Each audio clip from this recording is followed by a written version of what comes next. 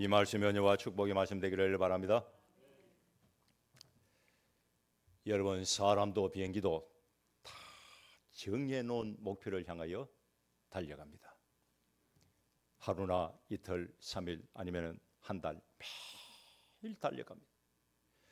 정해진 목표에 도착할 때까지 여러분 달려갑니다.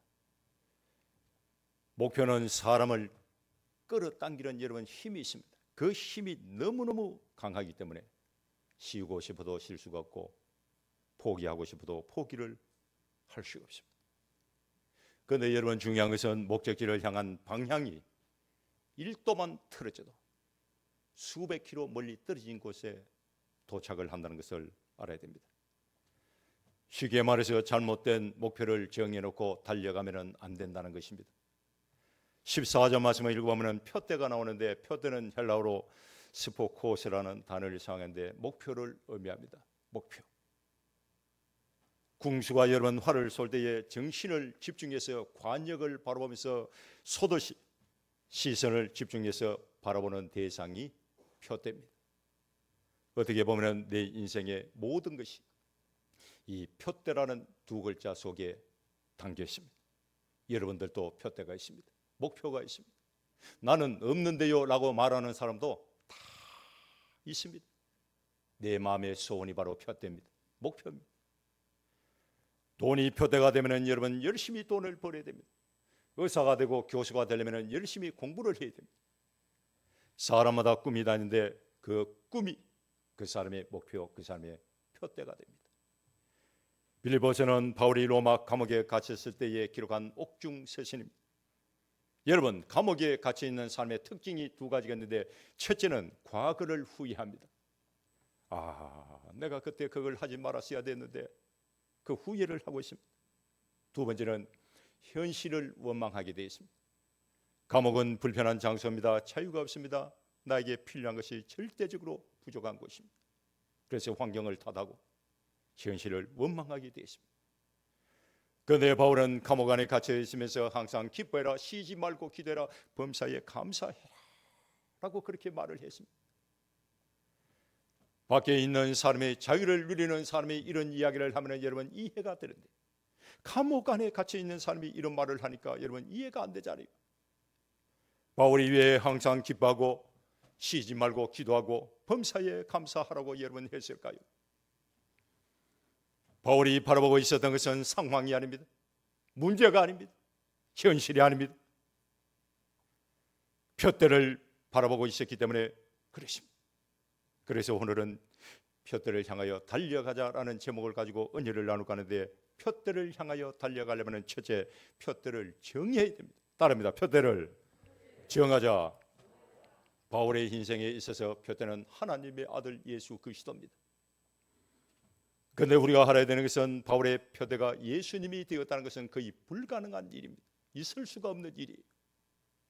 그 해답이 5절 6절 말씀에 기록이 있는데 거기를 읽어보면, 나는 8일 만에 할례를 받고 이스라엘 족속이요 베냐민 지파요 히브리인 중에 히브리인이요 율법으로는 바리새인이요 열심으로는 교회를 박해하고 율법의 의로는 흠이 없는 자다라고 기록이 되어 있습니다. 이 바울의 경력입니다. 바울의 인생에 있어서 예수님의 표대가 될 수 없었던 첫 번째 이유가 뭐냐? 바울은 철저한 율법주의자입니다. 모세의 호경을 탈달달달 암송을 하고 철저히 율법을 지켰습니다. 마음속에 여러분 뼛속까지 율법주의자입니다. 두 번째, 교회를 핍박하고 교회를 없애버리려고 작정을 했고 실천에 옮겼던 사람이 바울입니다. 우리가 잘 아는 스데반 지사님, 돌로 여러분 때려 죽일 때에 제일 앞장서던 사람이 바울입니다. 예수 믿는 사람을 잡으러 다녔습니다. 이런 사람이 여러분 예수님을 하나님의 아들로 믿고 표대로 정의했다는 것은 거의 불가능한 일. 그러나 하나님은 불가능을 가능케 하십니다. 바울이 다메섹 도상에서 부활하신 예수님을 만난 이후에 예수님 안에서 참된 구원을 발견했고, 그 참된 구원을 발견하는 순간 바울의 인생 가치관이 완전히 바뀌었습니다. 바울은 예수님을 만난 후에 율법이 자기를 구원할 수 없다는 것을 깨달았습니다. 율법에 열심을 내고 8일 만에 할례를 받고 베냐민 지파요 율법의 의로는 흠이 없는 바리새인, 여러분, 이런 모든 것들이 자기를 구원할 수 없다는 것을 바울은 깨달았습니다. 오직 예수 그리스도만이 자기를 구원할 수 있다, 이걸 깨달았습니다. 그래서 바울은 표대를 바꾸어 버렸습니다. 표대를 바꾸었다는 것은 세상이 주는 표대를 버렸다라는 뜻입니다. 세상이 주는 표대를 버렸다.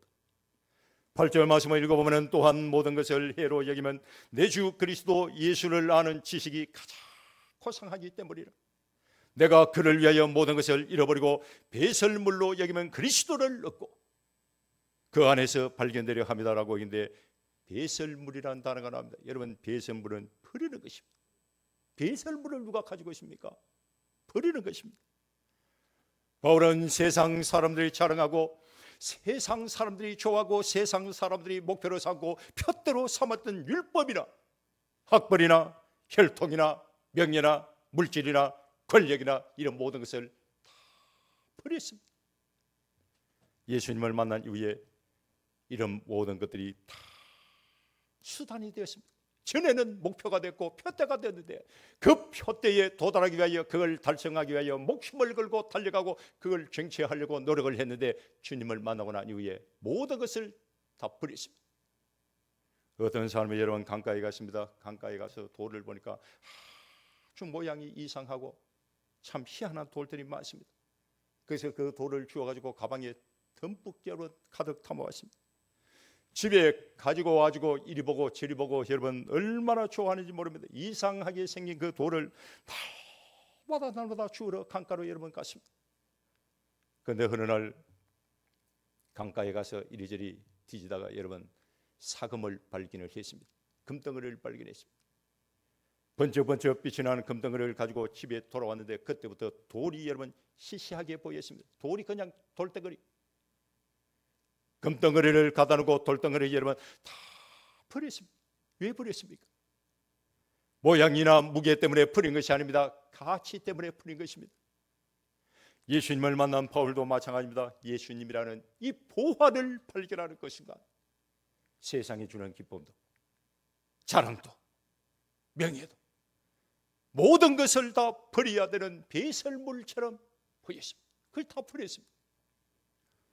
5절 말씀을 읽어보면 8일 만에 할례를 받고 베냐민 지파요 히브리인 중에 히브리요 율법으로는 바리새인이다 라고 여러분 기록이 됐는데, 그 당시 유대인 사회에서 볼 때 최고의 스펙입니다. 이런 스펙을 갖기 위하여 몸부림을 쳤습니다. 그러나 바울은 이 모든 것을 배설물로 여기고 다 버렸습니다. 왜 버렸습니까? 더 귀한 목표, 더 귀한 표대를 발견했기 때문에 그렇습니다. 사랑하는 성도 여러분, 우리도 마찬가지입니다. 표대를 정해야 됩니다. 목표가 분명해야 됩니다. 이 세상에 있는 돈이나 건강이나 성공이나 명예가 내 인생의 표대가 되면 안 됩니다. 목적이 되면 안 됩니다. 왜 안 되느냐? 목적이 되고 표대가 되면 그날 이후로 우상이 되어버립니다. 그럼 어떻게 돼야 되냐? 수단이 되어야 됩니다. 수단이 되어서 목적을 빛나게 해야 됩니다. 이게 중요합니다. 예수님을 만난 사람은 이런 진리를 깨닫고 표대를 바꾸어버립니다. 미국의 유명한 영화배우 중에 덴젤 워싱턴이 있습니다. 이 사람은 30년 동안 헐리우드의 여러분 정상의 자리를 지켜온 탑배우입니다. 사람들이 덴젤 워싱턴에게 성공의 비결을 물었습니다. 그때마다 대답은 똑같았습니다. 뭐라고 말했냐? 여러분, 하나님을 가장 중요하게 여기십시오. 하나님을 여러분 삶 가운데에 최우선순위에 두세요.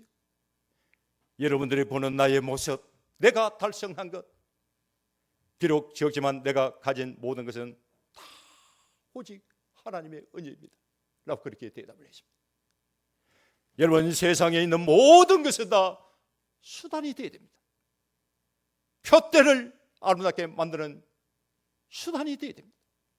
사랑하는 성도들은 행복한 인생이 되기를 원합니까? 영생의 복을 받고 바른 길로 가고 싶습니까? 표대를 정해야 됩니다. 표대가 분명하고 정해야 됩니다. 표대가 분명하고 정확하려면 예수님을 만나야 돼요. 여러분 인생 가운데에 예수 그리스도가 표대가 될 수 있기를 주의 이름으로 축원합니다. 두 번째, 예수님을 만나고 난 뒤에 표대를 정했으면 어떻게 되냐? 열심히 있어야 됩니다. 따라합니다. 열심히 있어야 된다. 다 같이 10절 말씀을 한번 읽어봅니다. 10절 내가 그리스도와 시작. 내가 그리스도와 바른 권능과 그 고난에 참여함을 알고자 하여 그의 죽으심을 본받아. 아멘. 10절 말씀을 읽어보면 알고자 하였다라는 단어가 나옵니다. 알고자 하였다. 여러분, 안다는 것은 단순히 지식을 얻기 위한 것이 여러분 아닙니다. 인격적으로 경험하고 깊은 관계를 맺는 것을 의미합니다. 부부가 서로 알아가는 것처럼 친밀한 관계를 여러분 의미합니다. 바울은 다메섹 도상에서 예수님을 만나고 난 이후에 표대를 받고 있습니다. 그런데 중요한 것은 이 표대를 바꾸고 난 이후에 그 표대에 대하여, 목적에 대하여 더 깊이, 더 정확히, 더 많이 알고 싶어 했습니다. 10절 말씀을 읽어보면 바울이 평생 추구했던 네 가지 영적인 목표가 여러분 기록이 되어 있는데, 첫째는 그리스도에 대해서 더 깊이 알고 싶었습니다. 그리스도에 대해서. 바울은 다메섹 도상에서 부활하신 예수님을 만나고 난 이후에 믿었습니다. 이분이 하나님의 아들구나 믿었습니다. 그리스도 메시아인 줄 믿었습니다. 부활도 믿었습니다.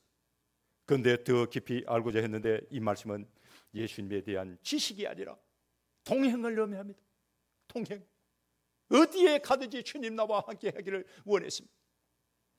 하나님의 말씀을 통하여 예수님을 만나고, 기도를 통해서 예수님과 대화를 하고, 예배를 통해서 예수님을 경험하는 것, 이런 모든 것이 그리스도를 아는 것입니다. 여러분, 우리의 신앙과 믿음이 여기까지 나가야 됩니다. 두 번째, 부활과 권능에 대하여 알고 싶었습니다. 여러분, 예수님의 부활은 단순한 기적이 아닙니다. 죽음을 생명으로 바꿔버린 하나님의 능력입니다. 바울은 하나님의 능력이 자신의 삶 속에서도 나타나기를 원했습니다. 권능은 디나미스, 다이나마이트를 여러분 의미하는데, 폭발적인 능력, 사람을 변화시키는 능력, 죽음을 이기는 능력을 의미합니다. 우리가 잘 아는 베드로가 있습니다. 예수님을 3번이나 모른다고 거짓말하고 부인을 했잖아요. 베드로는 죄책감에 사로잡혀가지고 얼굴을 들고 살 수가 없었습니다. 사람을 보면 피했습니다. 숨어 지냈습니다. 그런데 갈릴리 바다에서 부활하신 예수님을 만나고 난 이후에 오순절날 마가 다락방에서 성령으로 여러분 출발했습니다. 성령을 받고 난 이후에 강하고 담대한 사도가 되었습니다.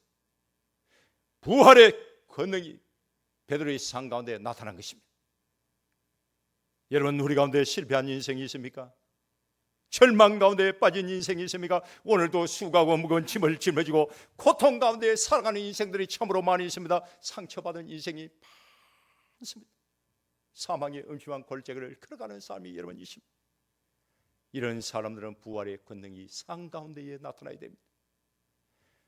부활의 권능이 삶 가운데 나타나면 절망이 변하여 소망이 되고, 눈물이 변해서 기쁨이 되고, 죄인이 변하여 새 사람 되고, 실패한 인생이 승리자가 되고, 죽은 영혼이 여러분 다시 살아납니다. 바울은 부활의 능력과 권능이 자신의 삶 가운데, 사역 가운데 나타나기를 원했습니다.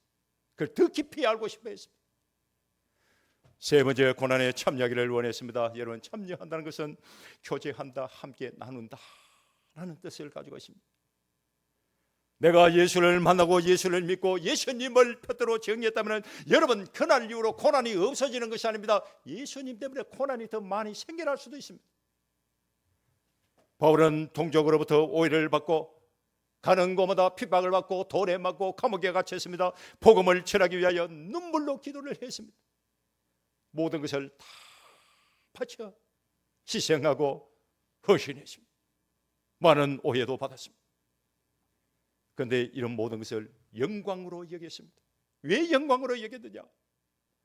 수많은 고난을 통해서 예수님에 대하여 더 깊이, 더 많이, 더 정확하게 알게 됐고 예수님을 만났기 때문에 그렇습니다. 여러분, 순금이 되려면 풀무불 속에 들어갔다 나와야 됩니다. 신앙도 고난 속에서 다듬어져야 정금 같은 믿음이 될 수가 있습니다. 바울은 고난이 믿음을 단련시키고 교만을 깨뜨리고 하나님을 더욱더 의지하게 만든다라는 사실을 알고 있었기 때문에 고난에 동참하기를 원했습니다. 함께하기를 원했습니다. 네 번째, 그리스도의 죽으심을 본받기를 원했습니다. 여러분, 본받는다는 것은 같은 모양이 되어간다, 닮아간다는 뜻입니다. 예수님은 하늘 영광 보좌의 자리를 다 버리고 인간의 몸을 입고 이 땅에 낳고 태어난데 여러분 오셨습니다. 그리고 자기 자신을 낮추었습니다. 죄인을 섬겼고 순종하고 십자가를 지셨습니다. 바울은 이런 예수님을 닮아가고 싶었습니다. 죽음을 본받고 싶다는 것은 여러분 육체적으로 죽겠다는 의미가 아닙니다. 내 안에 있는 이 자아가 죽는 거예요. 내 안에 있는 욕심 죽고, 교만이 죽고, 혈기가 죽고, 내 자신밖에 모르는 이기적인 생각과 행동이 죽는 거예요. 밀알 하나가 땅에 떨어져 죽지 아니하면 하나를 그대로 있습니다. 그러나 죽으면 많은 열매를 맺습니다. 그래서 바울은 날마다 그리스도 안에서 내가 죽는다, 날마다 내가 죽노라 라고 그렇게 고백을 했습니다. 바울의 신앙 목표는 예수님과 깊이 교제하는 것입니다. 부활의 권능이 상 가운데 나타나서 날마다 새롭게 변화되기를 원했습니다. 사명을 감당할 때 고난에 동참하기를 원했고 예수님을 닮아가기를 원했습니다. 여러분 신앙생활 때에 주님을 닮아가고 있나요? 지금 주님을 닮아가고 있습니까? 바울의 신앙은 단순히 천국에 갈 수 있는 티켓 한 장 얻기 위한 그런 신앙이 아닙니다. 예수님에 대하여 더 많이 알고 예수님의 능력을 경험하고 예수님의 고난에 동참을 하고 예수님을 닮아가는 것이었습니다. 그래서 바울의 소원은 딱 한 가지였습니다. 예수님처럼 되는 것이었습니다. 예수님처럼 되는 것. 사랑하는 성도 여러분, 우리도 마찬가지입니다. 그리스도를 알고 그리스도와 교제하고 그리스도를 닮아가는 신앙이 되어야 됩니다. 그리스도를 알고 그리스도를 닮아가는 삶이 될 때에 부활의 권능이 내 삶 가운데 나타나고 고난 속에서도 우리는 승리할 수가 있습니다. 영국의 선교사였던 허더슨 테일러는 표대가 중국 선교입니다. 여러분 이 표대를 위하여 허더슨 테일러는 모든 것을 다 포기했습니다. 병에 걸리고 사랑하는 아내가 죽고 수많은 박해가 받았지만 그때마다 하는 말이 예수님 한 분이면 충분합니다라고 말했습니다. 주님 한 분이면 충분합니다. 그의 표대는 성공이 아닙니다. 대접받는 것이 아닙니다. 예수님 자신이었습니다. 주님같이 되기를 원했습니다. 허더슨 텔러는 넘어져도 예수님을 바라봤고 주님 앞에 가는 그날까지 그 시간까지 주님만 바라봤습니다. 사랑하는 성도 여러분, 우리의 신앙이 그냥 교회에 왔다 갔다 하는 이런 신앙 되면 안 됩니다. 예수님을 나의 구주로 믿습니다 해서 만족하면 여러분 안 됩니다. 바울같이 예수님과 동행하는 신앙이 되어야 됩니다. 부활의 권능이 내 삶 가운데 나타나야 될 줄 믿습니다. 그리스도의 고난에 동참을 하고 예수님을 날마다 닮아가는 그런 신앙과 믿음이 되어야 됩니다. 표대를 정의했으면 그 표대에 대하여 목적에 대하여 더 정확하게 더 많이 더 깊이 여러분 알아갈 수 있기를 주님으로 축원합니다. 세 번째, 표대를 향하여 달려가야 됩니다. 따릅니다. 표대를 향하여 달려가자. 13절 말씀을 한번 읽어봅니다. 13절 형제들아 시작. 형제들아 나는 아직 작은 줄로 여기지 아니하고 오직 한 일 즉 뒤에 있는 것은 잊어버리고 앞에 있는 것을 잡으려고. 아멘. 표대를 향하여 달려가면 뒤에 있는 모든 것은 다 잊어버려야 됩니다. 내려놔야 됩니다. 버려야 됩니다. 뒤에 있는 것을 여러분 잡고 있으면 절대로 앞을 향하여 나갈 수가 있습니다. 뒤에 있는 것을 잊어버린다는 것은 과거에 얽매이지 않는다라는 뜻입니다. 과거에 얽매이지 않는다. 여러분 옛날 이야기 자꾸 할 필요가 없잖아요. 잊어버려야 될 거 잊어버려야 됩니다. 과거의 상처 잊어버려야 되죠. 실패에 묶여 있으면 안 됩니다. 잊을 것은 과감하게 잊어버리고 놓아버려야 될 것은 과감하게 놓아버리고 버려야 될 것은 버려야 되는 것입니다. 사도 바울은 예수님을 만나고 난 이후에 표대를 받고 있습니다. 예수님과 동행하기를 원했고 부활의 권능이 상 가운데 나타나기를 원했습니다. 예수님을 날마다 닮아가기를 원했습니다. 그런데 조건이 하나 있습니다. 그 조건이 뭐냐? 바울의 지난날 그 화려했던 과거 경력을 버리고 잊어버리고 놓아야 됩니다. 그걸 잡고 있으면 여러분 안 돼요. 난지 8일 만에 할례를 행했고 베냐민 지파요 가마리엘 문나생 히브리 중계 히브리 바리새인 이런 모든 것들을 바울은 버리고 놓아야 됩니다. 그걸 잡고 있으면 앞을 향하여 나갈 수가 없습니다. 사랑하는 성도 여러분, 과거가 내 인생의 미래를 결정하지 않습니다. 실패가 내 인생의 미래를 결정하지 않습니다. 내 안에 있는 이 상처가 내 인생의 주인이 되면 안 됩니다. 과거의 성공이나 영광에 내가 머물러 있으면 안 됩니다. 표대를 향하여 달려가야 될 줄 믿습니다. 달려가는 것이 뭡니까? 목숨을 걸고 추격한다는 뜻입니다. 운동선수가 여러분 결승선을 앞두고 목숨을 걸고 뛰어가듯이 바울은 천국을 향하여 달려갔습니다. 체코의 기관차로 불리는 에밀 자토백이라는 선수가 있습니다. 이 사람은 1952년 헬싱키 올림픽에서 5000미터에서 금메달을 따고 1000미터에서 금메달을 땄습니다. 올림픽에 나가지고 금메달 2개를 땄으니 얼마나 대단한 일을 했습니까? 그런데 이 사람이 마라톤에 나가겠다고 이야기를 했습니다. 마라톤. 한 번도 마라톤을 뛰어본 적이 없습니다. 어느 곳에서 어떻게 속도를 내고 어떻게 뛰어야 되는지 아무도 모르고 마라톤에 출전을 했습니다. 지난 경기 때 금메달을 딴 선수가 앞에 달려가는데 달려가지고 묻습니다. 제가 지금 속도가 빠른가요? 라고 물으십니다. 지난해 경기에 금메달을 땄던 그 선수가 느립니다라고 거짓말을 했습니다. 왜? 이 선수가 5000m, 1000m에서 금메달을 땄으니까 지금 속도가 느립니다. 더 빨리 뛰세요 하게 되면 체력이 떨어지고 지쳐가지고 포기할 것이다라고 생각하고 거짓말을 했습니다. 그런데 에밀 자토백은 그 말을 믿고 죽기 살기로 뛰었습니다. 속도를 더 높였습니다. 숨이 차올랐지만은 끝까지 뛰었습니다. 그래서 1등을 했습니다. 올림픽에서 5000m, 1000m 마라톤에 여러분 석권을 한 유일한 선수가 됐습니다. 교훈은 딱 한 가지입니다. 목숨을 걸고 앞만 보고 달리는 것입니다. 달려가야 되는 것입니다. 우리의 신앙도 마찬가지입니다. 십자가를 짊어지고 걸어가야 되는데 무겁다고 내려놓으면 안 되잖아요. 다리가 아프다고 내려놓으면 안 됩니다. 포기하면 안 됩니다. 끝까지 가야 될 줄 믿습니다.